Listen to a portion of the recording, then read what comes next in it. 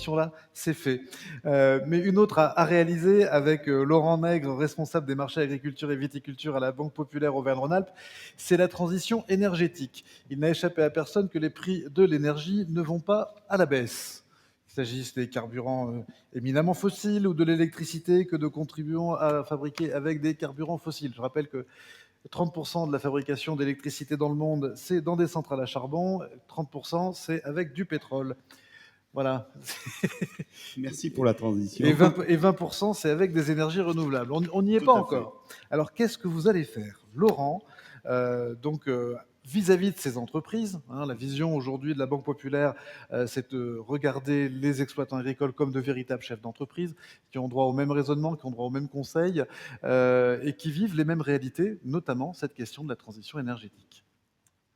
Tout à fait. Déjà, je voulais te remercier, Sébastien, déjà pour m'avoir invité donc pour la deuxième fois au Smart Agri Forum. Donc, merci pour ça. Et puis, un deuxième merci aussi pour me permettre de revenir dans le Cantal. Je suis originaire de Saint-Flour et à chaque fois, c'est un vrai plaisir quand c'est possible, de venir dans le Cantal. Et Donc, de faire un tour dans la famille. voilà, tout à fait. Donc pourquoi on s'intéresse aujourd'hui à la transition énergétique? Tout simplement, je vais peut-être enfoncer des portes ouvertes, mais on est aujourd'hui confronté à une évolution des conditions climatiques, une raréfaction des ressources naturelles. Et il est urgent aujourd'hui de transmettre aux générations futures un écosystème dans lequel ils vont pouvoir s'épanouir et vivre sereinement. Donc sur la partie de l'énergie, on a deux sujets aujourd'hui qui touchent à l'énergie et à l'épuisement des énergies fossiles.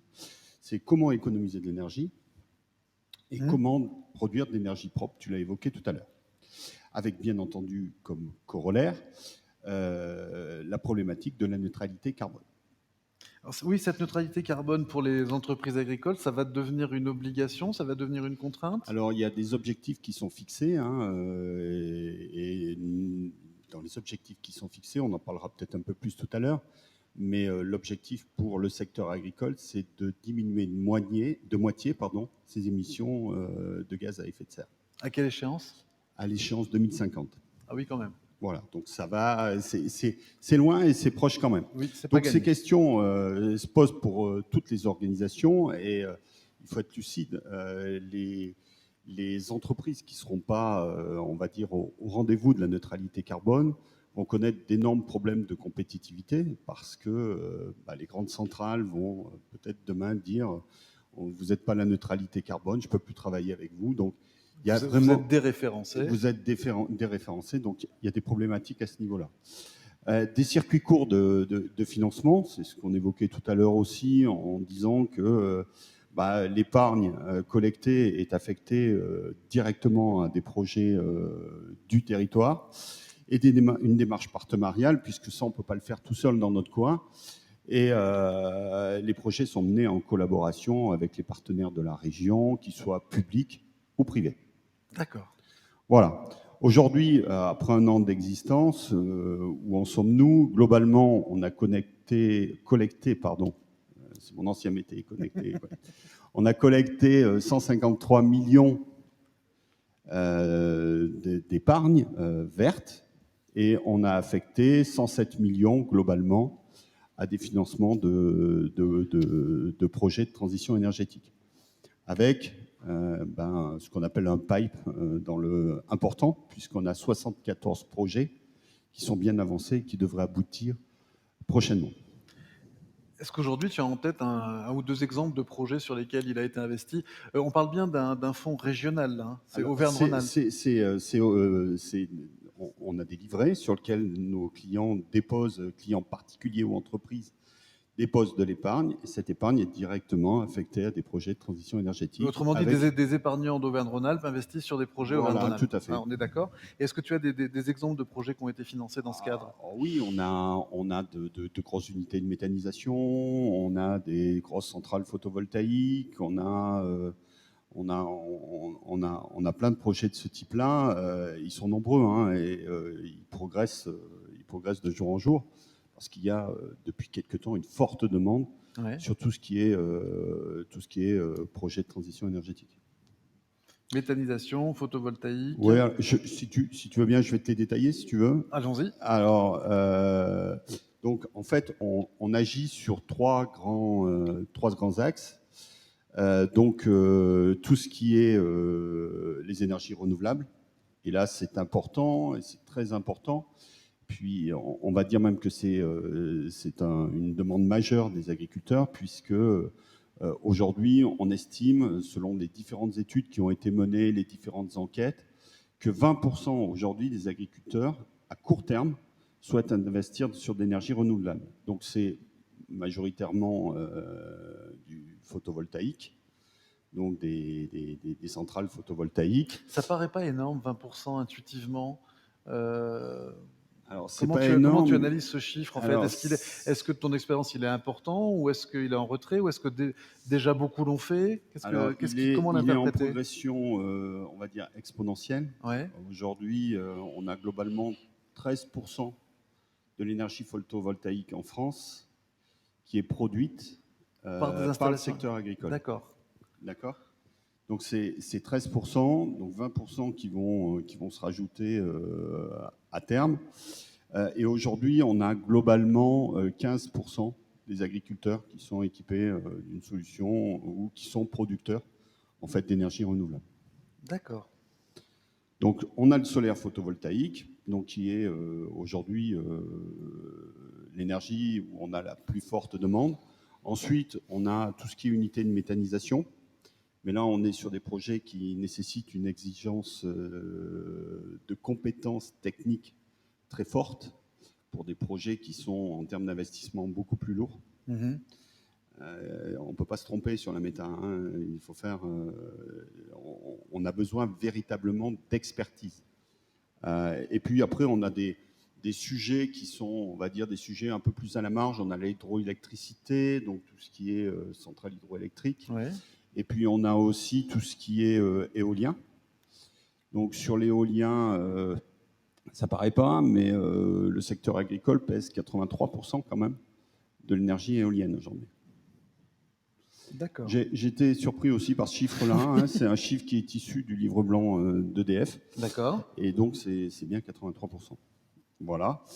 Alors on intervient donc sur les énergies renouvelables. On intervient aussi sur ce qu'on appelle l'efficacité énergétique. Donc là, c'est l'efficacité des bâtiments à retenir la chaleur ou à diminuer la chaleur. Et là, ça concerne notamment tout ce qui est élevage porcin, avicole aujourd'hui. Et demain, ça va concerner, avec le réchauffement climatique, ça va concerner quasiment tout le monde, quoi. Donc on commence à avoir des élevages laitiers qui nous demandent, enfin qui sont en recherche d'efficacité énergétique sur leurs bâtiments. D'accord. Ensuite, toujours dans l'efficacité énergétique, on a la mobilité, Mhm. qui va être un sujet important, notamment pour ceux qui travaillent en circuit court. C'est-à-dire qu'avec la création des ZFE, certains agriculteurs vont être obligés de s'équiper de véhicules utilitaires Pour zéro. livrer dans les centres-villes, oui, Voilà, tout à pour fait. livrer dans les centres-villes, donc avec zéro émission. Donc là aussi, il y a des problématiques d'investissement là aussi. Et donc ça, c'est pour le volet efficacité énergétique. Et puis on a un volet innovation aussi, environnement, où là, on est plutôt en veille et où on surveille un petit peu ce qui se fait. Pour le fun, le dernier, on regarde beaucoup tout ce qui se passe autour de l'hydrogène. Et sur la Savoie, il y a une expérimentation actuellement en cours sur des piles à hydrogène pour alimenter des stations de traite, en fait. Donc, il y a énormément d'innovations autour de la transition énergétique. Sachant que la transition énergétique, c'est effectivement ce dont je viens de parler, mais il y a aussi la réduction des intrants, il y a pas mal de choses visant à diminuer en fait les émissions de gaz à effet de serre. Mhm. Donc il y a énormément de sujets. Donc pour accompagner nos clients, on dispose de 4 leviers. Donc on a une équipe d'experts dédiée à la Banque de la transition énergétique. Donc il y a 9 experts qui sont des véritables spécialistes de l'énergie, Ils sont formés pour ça. C'est dans leur domaine de véritables pointures. Et en fait, ces experts nous accompagnent sur tous les projets de transition énergétique. Donc, pour vérifier qu'on a bien le bon productif, pour vérifier que ce qui est annoncé est cohérent, de manière à ce qu'on puisse éviter toutes les erreurs qui pourraient être faites par les agriculteurs. On a des offres de financement adaptées, hein, c'est quand même notre cœur de métier, il n'y a pas de souci. Et on a des partenariats avec des acteurs de la transition énergétique, des bureaux d'études, des entreprises opératrices, bref, tout ce qui touche à la sphère de la transition énergétique et d'énergie. Donc on audite ces structures et après on peut éventuellement les prescrire. En tous les cas, on sait que quand ils interviennent chez un de nos clients, les choses sont bien faites. Et puis, dernière chose, parce que c'est essentiel, on a des collaborateurs qui sont sur tout le territoire de la BPORA, qui sont des experts de l'agriculture. Et eux aussi ont besoin, parce que la demande est très très forte, notamment aujourd'hui sur tout ce qui est photovoltaïque. Donc on a besoin qu'ils connaissent toutes ces problématiques-là. Et donc il y a un grand plan de formation qui est mené à la banque sur toute la fin d'année, là, en direction des conseillers agri et directeurs agences agri. Voilà. Bravo. Merci à la Banque de la Transition énergétique. C'est effectivement des volumes dont on n'a pas forcément conscience. On ne mesure pas forcément l'enjeu. Et voilà, c'est bon de savoir qu'il y a déjà 74 projets dans le pipe, qu'il y a déjà de l'investissement responsable qui peut être fait, pour le coup, dans une forme de circuit court, hein, puisque c'est d'Auvergne-Rhône-Alpes à Auvergne-Rhône-Alpes. C'est du circuit court de financement. De l'investissement et que l'épargne peut être de l'investissement aussi dans l'avenir. Tout à fait. Merci. Ça permet de donner du sens à son épargne. Et d'épargne, les Français en ont. Voilà. Merci infiniment. On applaudit Laurent Nègre. Merci encore.